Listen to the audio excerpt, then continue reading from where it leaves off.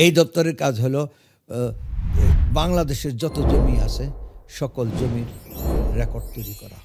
আপনারা যখন নিশ্চিত হবেন কে প্রকৃত মালিক, তখনই কিন্তু আপনার জমির কেনা বেচার কাজ শুরু করবেন। স্যার গণপ্রজাতন্ত্রী বাংলাদেশ সরকারের গ্রেড 1 পদমর্যাদার একজন অবসরপ্রাপ্ত কর্মকর্তা।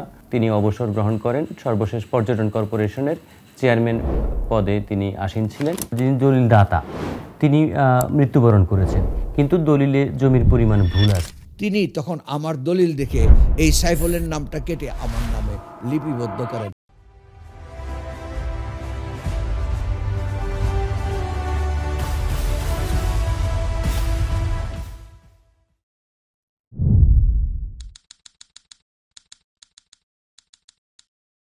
নতুন আরেকটি পর্বে আপনাদের স্বাগত জানাচ্ছি।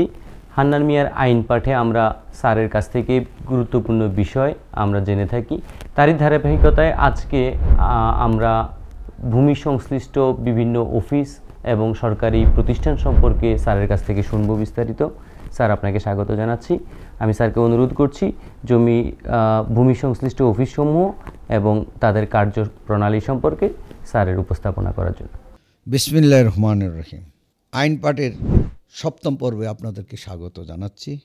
আজকের আলোচনা ভূমি সংশ্লিষ্ট বিভিন্ন অফিস, কোন অফিসে যাবেন, তাদের এই অফিসগুলির কাজ কী, সেগুলি সম্পর্কে আপনাদের ন্যূনতম ধারণা দেওয়ার চেষ্টা করছি।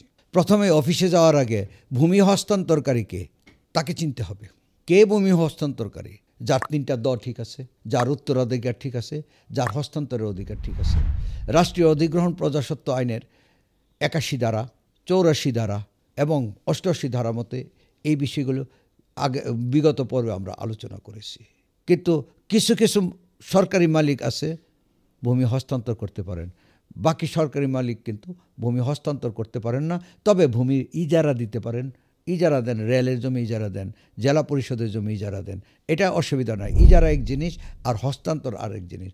যেমন রাজককে হস্তান্তরের ক্ষমতা দেওয়া হয়েছে, জাতীয় গৃহায়ণ কর্তৃপক্ষকে হস্তান্তরের ক্ষমতা দেওয়া হয়েছে, জেলা প্রশাসককে খাস জমি হস্তান্তরের ক্ষমতা দেওয়া হয়েছে। সেটা এছাড়া কিন্তু আপনাকে ভূমি মালিকের কে হস্তান্তরকারী সেটা খুঁজে বের করতে হবে, তা না হলে আপনি হস্তান্তরের কার্যক্রম শুরু করতে পারবেন না।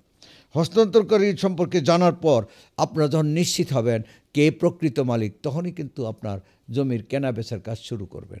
জমির কেনা বেচার কাজ শুরু যখন করবেন, সেটার জন্য রাষ্ট্রের যে একটা প্রতিষ্ঠান আছে, সেই প্রতিষ্ঠানের নাম রেজিস্ট্রেশন বিভাগ। আমরা সাধারণত যেটাকে সাব রেজিস্ট্রি অফিসে বলি। সাব রেজিস্ট্রার যাব। আমি আর সাইফুল যদি জমি কেনা বেচা করতে চাই, তাহলে আমি সাইফুলকে জিজ্ঞাসা করব, সাব রেজিস্ট্রার সাহেব আর আমি আর সাইফুল সাব রেজিস্ট্রারের সামনে যাব, একটা নির্ধারিত ফরম্যাটে একটা দলিল তৈরি করব। এই দলিল তৈরি করার পর সাব রেজিস্ট্রার সাহেব সাইফুলকে জিজ্ঞাসা করবো, আপনি জমি বুঝিয়া পাইছেন? সে বলবে বুঝিয়া পাইছি। আমাকে বলবে, আপনি টাকা বুঝিয়া পাইছেন? আমি বুঝিয়া পাইছি। সাব রেজিস্ট্রার একটা সিল দিবেন। এই সিল দিয়া it is done. Sub registrar authenticate করে কাজটা সঠিক হয়েছে, রাষ্ট্রীয়ভাবে এটা সংগৃহীত হলো। সাব রেজিস্ট্রার দলিল পয়দা করতে পারেন, দলিল বাতিল করতে পারেন না, তাকে বাতিলের ক্ষমতা দেওয়া হয়নি। তবে কিছু কিছু ভ্রম সংশোধন দলিল, ক্লারিক্যাল মিস্টেক সংশোধন দলিল করতে পারেন, সংশোধন দলিল করতে পারেন, কিন্তু দলিল বাতিল করার ক্ষমতা নাই।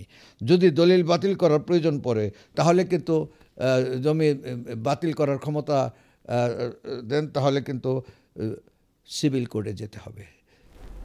স্যার, আমি একটি বিষয় স্যার আপনার কাছে পরিষ্কার হতে চাই। স্যার, ভূমি রেকর্ড সাব রেজিস্ট্রার কি সংশোধন করতে পারেন? সংশোধন করতে পারেন বলতে তাদেরকে কিন্তু একটা ক্ষমতা দেওয়া হয়েছে, ভ্রম সংশোধন দলিল। যে দলিল দ্বারা মালিকানার সত্ত্বের কোনো পরিবর্তন হয় না, শুধুই একটা আকার রসিকার, যুগের বোল, বিয়োগের বোল, এই সকল ভুলভ্রান্তি যদি থাকে, সে বা একটা ডিজিটের বোল, সেগুলি সংশোধন করতে পারেন। কিন্তু কোনো জমির গুণগত বা দলিলের গুণগত কোনো পরিবর্তন তারা আনতে পারেন না। স্যার, অনেক সময় দেখা যায় যে যিনি দলিল সম্পাদন করেছেন বা যিনি দলিল দাতা, তিনি মৃত্যুবরণ করেছেন, কিন্তু দলিলে জমির পরিমাণ ভুল আছে। তো এই ক্ষেত্রে স্যার আমরা কি আইনগত জমির পরিমাণে ভুল থাকলে জমির দাতা, দলিল দাতা জীবিত থাকলেও সংশোধন করতে পারবেন না, কারণ এটা গুণগত ভুল। গুণগত ভুল সংশোধন করতে হলে আদালতে যেতে হবে, সিভিল কোর্ট। সিভিল কোর্টের কাজ কি? আমাদেরকে সিভিল কোর্টে যেতে হবে যদি আমাদের দলিলে কোনো ভুল দেখা দেয়, অথবা একই জমির উপর আমিও দাবি করি, সাইফুলও দাবি করে, দুইজনে যদি যৌথ দাবি হয়ে যায়, তখন আমরা কিন্তু নিজেরা মারামারি করব না, আইন কেউই আমরা হাতে তুলে নেব না, আমরা উভয়ই আমরা আদালতে চলে যাব। আদালতের কাজই হবে এটা সম্পর্কে একটা ঘোষণা দেওয়া, কে প্রকৃত মালিক এই জিনিসটা ঘোষণা করবে। ভূমি রেকর্ড জরিপ অধিদপ্তর একটা দপ্তর আছে, এই দপ্তরের কাজ হলো বাংলাদেশের যত জমি আছে সকল জমির রেকর্ড তৈরি করা, নকশা তৈরি করা এবং মালিকের খতিয়ান তৈরি করা। নকশা তৈরি করা একটা কঠিন কাজ, খুবই কঠিন কাজ। এই কাজটা করতে যে ভূমি জরিপ অধিদপ্তরের বছরের পর বছর লেগে যায়, আমরা কোনো কোনো জেলায় 5 বছর 10 বছর পর্যন্ত লেগে যাওয়া দেখেছি। এটা একটা কঠিন কাজ এবং এটা ইঞ্চি ইঞ্চি মেপে পরিমাপ করে লিখতে হয়, কারণ একটু যদি অ্যালাইনমেন্টের এক চুল এদিক ওদিক হয়ে দেখা যাবে 4-5 শতক জমির কম বেশি হয়ে গেছে, এটা কোনো মালিকই এটা গ্রহণ করবে না, মেনে নেবে না। এই জন্য তাদেরকে খুব সূক্ষ্মভাবে কাজ করতে হয়। এতদিন ম্যানুয়ালি কাজ হচ্ছে, বর্তমানে ডিজিটাল কার্যক্রম শুরু হচ্ছে। ডিজিটাল কার্যক্রমে যে সমাধা হবে এটাও কিন্তু এখনও পরীক্ষিত না, প্রতিষ্ঠিত হয়নি। তবে আমরা আশাবাদী সময় কম লাগবে, তবে জটিল প্রক্রিয়া থাকবে, সময় কম লাগবে ডিজিটাল কার্যক্রমের জন্য। এবং তারা যখন নকশাটা নকশা তৈরি করার পর এটার দাগ নাম্বার বসায়, তখন দাগ নাম্বারগুলো হলো প্রতিটা প্লটের আইডি নাম্বার, প্রতিটা প্লটকে পরিচিতি নম্বর দেওয়া হয় দাগ নাম্বার দিয়ে।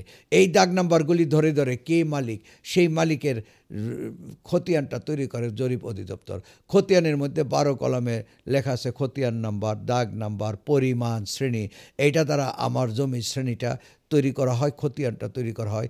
আপনারা জানবেন জরিপ অধিদপ্তর যখন খতিয়ান তৈরি করে, এই তৈরি কিন্তু একটু সময়, এটাকে বলা হয় পর্চা আর খতিয়ান একই জিনিস। অফিসিয়ালি এটার নাম হলো খতিয়ান, কিন্তু আমাদের জনগণের মাঝে ব্যাপকভাবে প্রচলিত পর্চা, মাঠ পর্চা হিসাবে প্রচলিত। এটা যখন এই সময় সাপেক্ষ এই জমি এইটা তৈরি করতে, এই জন্য জরিপের আইন হলো একবার যে এলাকায় জরিপ হবে সে এলাকায় 5 বছর পরে জরিপ হবে, 25 বছর পরে জরিপ হবে। কেন? সারা বাংলাদেশে তো একসাথে জরিপ করা যায় না, কিন্তু একবার জরিপ করে চলে গেলাম, 100 বছরের জরিপ হইল না, তাহলে তো জরিপের কোনো সুফল নাই। ঢাকায় মনে করি 5 বছর ধরে জরিপ হইল, তারা জরিপের রেকর্ড করে 5টা কপি 4টে অফিসে রেখে চলে যায়। একটা কপি তহসিলে, একটা কপি অ্যাসিল্যান্ড অফিসে, 2টা কপি ডিসি অফিসে, একটা কপি জজ কোর্টে রেখে চলে যায়। তারা চলে গেল নারায়ণগঞ্জ 5 বছর করলো, এইভাবে 5 কপি রেখে চলে গেল কিশোরগঞ্জে 5 বছর করলো, চলে গেল ময়মনসিংহ। এর মধ্যে কিন্তু ঢাকা 25 বছর হয়ে গেল। তাহলে আবার ঢাকা আসতে হবে, তাহলে কি জরিপ এর মধ্যেই ঘুরবে আর বাংলাদেশে ঘুরবে না? এই জন্য বাংলাদেশকে 20টা জোনে বিভক্ত করা হয়েছে। প্রতিটা জোনের প্রধানকে বলা হয় জোনাল সেটেলমেন্ট অফিসার বা জেডিসোরা যার এলাকার শিডিউল করে নিছে, কখন কোন জেলায় জরিপ হবে, কোন জেলায় জরিপ শেষ হবে। এইভাবে কিন্তু সারা বাংলাদেশকে কাভারেজ দেওয়ার চেষ্টা করা হয়েছে। জরিপ অধিদপ্তরের এই কাজ হলো জরিপ ব্যবস্থাপনা, মাঠ ব্যবস্থাপনা কর্তৃপক্ষ কারা? এই যে জরিপ করে আজকে চলে গেল, সাইফুলের নামে জরিপ করে তিনি কিন্তু চলে গেলেন। আসবে কত বছর পরে? সাধারণত 25 বছর পরে, 40 বছর পরে হইতে পারে, সরকার চাইলে 25 বছর পরে আসবে। তাহলে সাইফুল তার ছোটো ভাইকে বিদেশ পাঠাবে, আগামীকালই তো জমিটা বিক্রি করা দরকার। এই আগামীকাল জমিটা বিক্রি করলো সাইফুল আমার কাছে দলিল আসলো, আমি জমির মালিক হইলাম, রেকর্ডে কিন্তু আমি মালিক হইলাম না, এই মালিক সাইফুল রয়ে গেল। তাহলে দলিল আমার, রেকর্ড সাইফুল, এটা তো government record, government authenticated record, এটা আমি মানব কিভাবে? তখন সরকার এই ব্যবস্থা করেছে। ল্যান্ড ম্যানেজমেন্ট কর্তৃপক্ষ, তহসিলদার, অ্যাসিল্যান্ড, ডিসি, এদের কাজ হলো যে ভূমি ব্যবস্থাপনা কর্তৃপক্ষ, এদের কাজ হলো যখনই আমি দলিল করব তখন এই অ্যাসিল্যান্ডের কাছে যাব, গিয়া বলবো এই আমার দলিল, সাইফুলের নাম রেকর্ডে আছে, এই রেকর্ড কেটে আমার নাম লিখতে হবে। তিনি তখন আমার দলিল দেখে এই সাইফুলের নামটা কেটে আমার নামে লিপিবদ্ধ করেন। এটাকে বলা হয় মিউটেশন, যেটা আমরা বলি নামজারি জমা খারিজ। এই আমরা 2 জরিপের মধ্যবর্তী সময়ে যতবার রেকর্ড পরিবর্তন হবে, ততবার এটা কাটাকাটি করে রেকর্ডটাকে হালনাগাদ করাকে বলা হয় মিউটেশন পদ্ধতি। এই কাজটা আমরা ল্যান্ড ম্যানেজমেন্ট কর্তৃপক্ষ করে থাকি। এটা দিয়ে আপনারা বুঝতে পারলেন, জরিপ অধিদপ্তর রেকর্ডটা একবার তৈরি করেন জরিপ অধিদপ্তর, আর ভূমি ব্যবস্থাপনা কর্তৃপক্ষ 2 রেকর্ডের মধ্যবর্তী সময় যে সময়টা থাকে, এর মধ্যে যতবার কেনাবেচা হবে ততবার কেনাবেচাটাকে আমরা মিউটেশনের মাধ্যমে আপডেট করে বাঁচায় রাখি। স্যার একটু জানার ছিল স্যার, স্যার জরিপ কর্তৃপক্ষ ভূমি রেকর্ড ও জরিপ অধিদপ্তর জরিপ কাজে নিয়োজিত স্যার, আমরা জানি। স্যার আপনি বলছিলেন ভূমি ব্যবস্থাপনা কর্তৃপক্ষের বিষয়ে। স্যার এই দুইটি কর্তৃপক্ষ বা অথরিটি, এদের মধ্যে স্যার কোনো পার্থক্য? পার্থক্য অবশ্যই। এদের জরিপ অধিদপ্তর কিন্তু শুধু রেকর্ড প্রণয়ন করবেন, রেকর্ড পরে হালনাগাদ করতে পারবেন না, কারণ তারা চিরস্থায়ী এক জায়গায় থাকেন না, তারা শিফটিং, বিভিন্ন জায়গায় শিফট হবে। ভবিষ্যতে হয়তো ডিজিটাল জরিপ যখন শুরু হবে তারা স্থায়ী হয়ে যাবে, তখন এটা রূপরেখা চেঞ্জ হবে। আজ পর্যন্ত ম্যানুয়াল পদ্ধতি অনুসারে জরিপ অধিদপ্তর শুধু জরিপের রেকর্ডই প্রণয়ন করবেন, নকশা এবং খতিয়ান। এটা পরবর্তীতে একজন কেনাবেচা করলো, এটা পরিবর্তনের প্রয়োজন, পরিবর্তনের এখতিয়ার তাদেরকে দেওয়া হয়নি। রাষ্ট্রীয়ভাবে এখতিয়ার দেওয়া হয়েছে ল্যান্ড ম্যানেজমেন্ট কর্তৃপক্ষকে। 2 জরিপের মধ্যবর্তীতে যতবার চেঞ্জ হবে ততবার মিউটেশন করে করে নেওয়া হবে।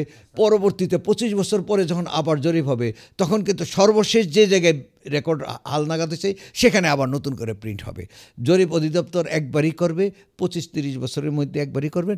আর মধ্যবর্তী সময়ে যতবার ঘটবে, জন্ম, মৃত্যু, বিয়ে, এই বিভিন্ন কারণে কিন্তু জমি কেনাবেচা হইতে পারে, তখন এটা পরিবর্তন হবে। ধন্যবাদ আপনাদের সবাইকে। আমাদের এই অফিসগুলির জন্য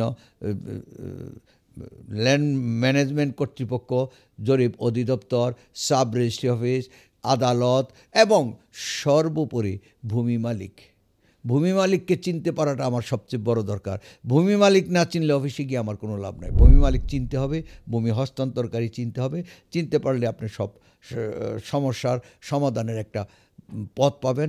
ধন্যবাদ আপনাদের সবাইকে। ধন্যবাদ। আসসালামু আলাইকুম। প্রতি অসংখ্য ধন্যবাদ স্যার। আমরা আজকে আপনার আলোচনার মাধ্যমে স্যার ভূমি ব্যবস্থাপনার সংশ্লিষ্ট প্রতিষ্ঠানসমূহ এবং জরিপ কাজে প্রতিষ্ঠানসমূহ সম্পর্কে স্যার একটা স্পষ্ট ধারণা পেলাম।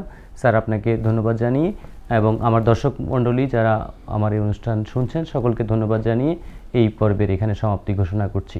ইনশাআল্লাহ আগামী পর্বে দেখা হবে সকলের সাথে। ততক্ষণ পর্যন্ত ভালো থাকুন। মানে একটি থানা এলাকায় কয়টি মৌজা আছে তার সিরিয়াল নম্বর দেওয়া হয়, সেই সিরিয়াল নম্বরকে বলা হয় জেল নম্বর। আমি 1 থেকে 29 পর্যন্ত গেলাম, কিন্তু 16 কিন্তু কোথাও নাই। এইটার মালিক আমি, ওইটার মালিক সাইফুল, ওইটার মালিক আরেকজন। কিভাবে আমি চিহ্নিত করব?